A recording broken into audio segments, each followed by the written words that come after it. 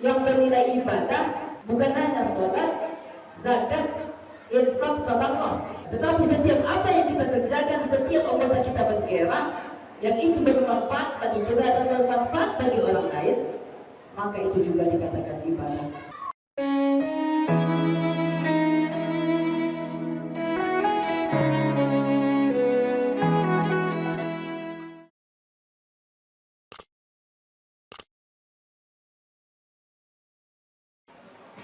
Alhamdulillahi Rabbil Alamin, arsala rasulahu bil huda wa dinil haqq liyuzhirahu 'ala ad-din walau karihal kafirun walau karihal musyrikun. Asyhadu an la ilaha illallah wahdahu la syarika lah wa asyhadu anna Muhammadan 'abduhu wa rasuluh.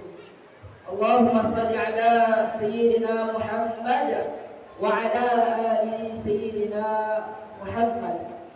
Puji dan syukur telah bosan-bosannya selalu kita ucapkan kehadiran Allah Subhanahu wa Ta'ala. Karena bapak-bapak dan ibu-ibu, sepanjang waktu masih berjalan, sepanjang jarum jam masih bergetar, Allah selalu memberikan, menurunkan dan mengerahkan yang namanya nikmat, karunia, hidayah, inayah kepada kita yang termasuk hamba-Nya Allah Subhanahu wa Ta'ala. Di setiap langkah kita Allah selalu memberikan nikmat kepada kita. Setiap detik saja, setiap menit, setiap jam, detik saja Allah masih memberikan nikmat kepada kita semua.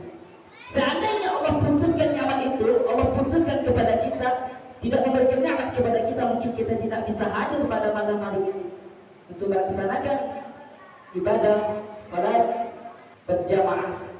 Kemudian salawat dan salam buat junjungan alam, yakni Nabi kita, Nabi besar Muhammad sallallahu alaihi wasallam. Allahumma salli ala sayyidina Muhammad wa ala ali Muhammad. Dialah seorang uswatun hasanah, seorang nabi dan rasul yang rela mengorbankan jiwanya, nafs, rela mengorbankan anak-anaknya, rela mengorbankan istrinya. Demi siapa? Ummati, kata Rasulullah, demi umatku. Malahan bukti cintanya Rasulullah kepada kita, bapak-bapak dan ibu-ibu. Di akhir nafas beliau, siapa yang beliau tanyakan? Siapa yang beliau khawatirkan? Ummati, ummati, kata Rasulullah. Ummati, 3 kali beliau sebut ummati, umatku, kata Rasulullah. Mengapa Rasulullah tidak menyebut zaujati, istriku, usrati, keluargaku? Mengapa tidak beliau sebut keluarga beliau ataupun istri beliau, anak-anak beliau? Malahan beliau menyebut ummati, menyebut kita umat. Untuk itu bapak-bapak dan ibu-ibu kaum muslimin yang dirahmati Allah Subhanahu wa Ta'ala, mulai pada malam hari ini ketika kita mendengar namanya baginda Rasulullah, maka kita jawab dengan sallallahu alaihi wasallam. Karena sapi pilihnya orang, bapak dan ibu-ibu, kiki-kikinya orang. Orang yang tak nyium maki ruka, orang yang dia tak nyium bersedekah. Tetapi orang yang tak nyium ketika nama baginda Rasulullah disebut, tak nyium berselawat kepada baginda Nabi. Karena dengan selawat itulah kita nantinya akan mendapatkan syafaat di akhir kala, insyaallah. Baik hadirin yang dirahmati Allah Subhanahu wa Ta'ala, dapat kita lihat dari maknanya as-shaum, as-shiyam. Pada dasarnya kita artikan dalam arti bahasa menahan dari lapar dan haus. Itu pada dasarnya. Tetapi bapak-bapak dan ibu-ibu, kita harus melihat dari perspektif, dari berbagai pendapat yang lainnya. Kita harus melihat dari pandangan yang lain. Makna dari as-shiyam, as-shaum, menahan. Karena dari beberapa hadis ada yang mengatakan beberapa orang yang berpuasa sedangkan ia tidak mendapatkan pahala puasanya, melainkan hanya dahaga dan lapar, hanya menahan dari haus dan lapar.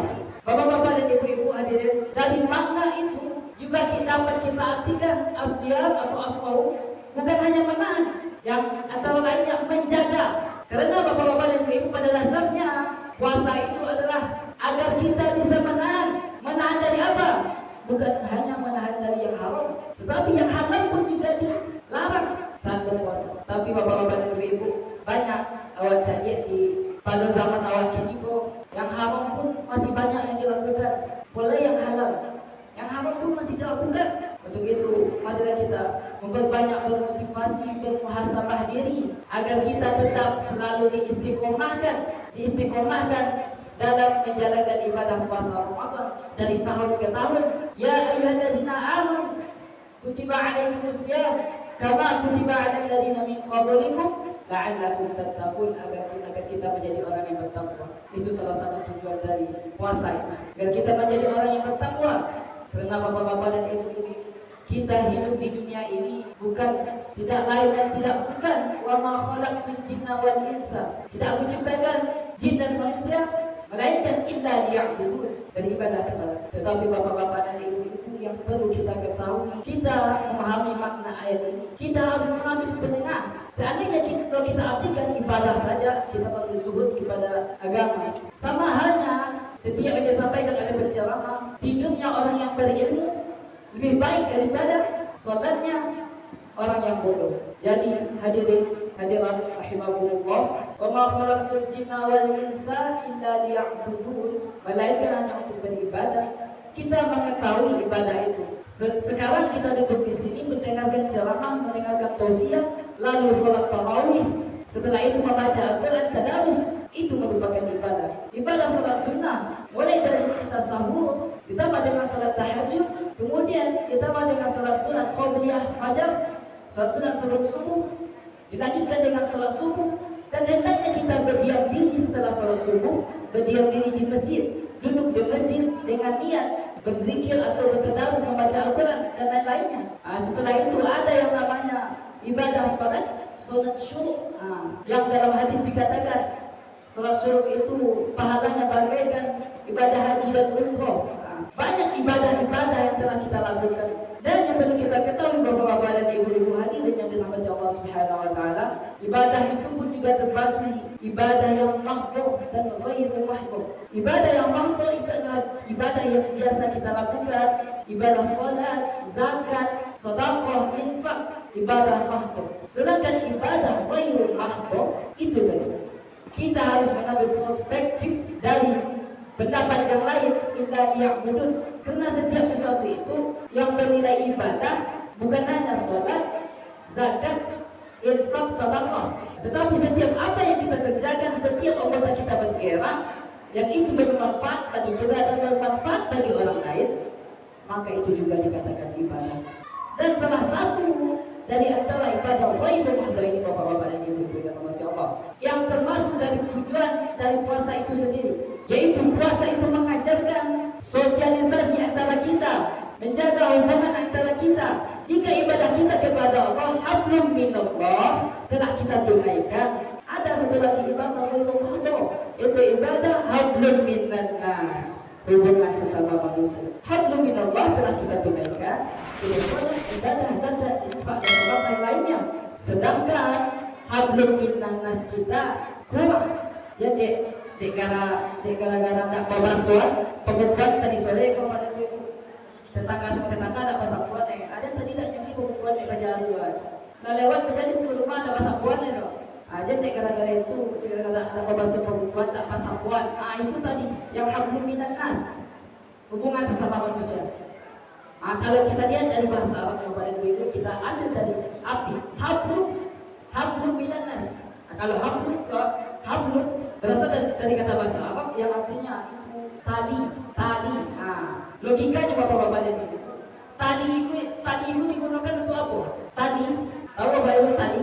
Mengabe, apa nih? Menyambung, mengikat. Itu tadi hablum tadi. Mengabe, mengikat, menyambung. Hablum minallah berarti menyambung hubungan kita kepada Allah, mengikat hubungan kita kepada Allah. Sedangkan hablum minan nas, mengikat, menyambung hubungan kita kepada sesama manusia. Yang hablum minallah tadi dan hablum minan nas, awak tahu itu artinya tadi menyambung. Jadi kalau ada di situ pada ibu-ibu, awak sholat di situ, sama-sama mengaji di situ, sama-sama berimam di situ, sedangkan di sebelah awak tak bersatuan, sekurang-kurangnya awak bersalaman gitu. Jangan bisa dikatakan sesuai hadis beberapa orang yang berpuasa, sedangkan dari puasanya itu tidak mendapatkan pahalanya puasa. Hanya mana? Jau'an wal 'atash.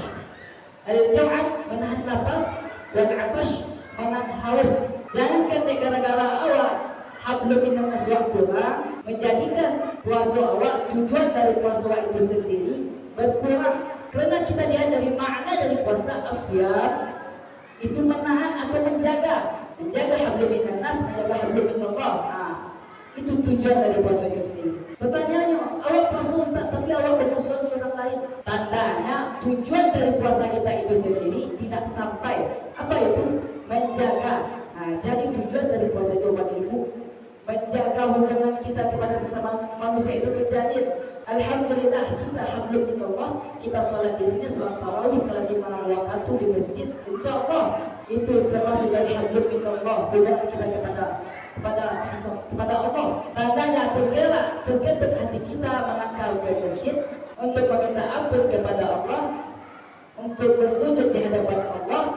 Itu tandanya hablum minallah kita insyaallah terjaga di bulan Ramadan. Sedangkan hablum minan nas kita kurang.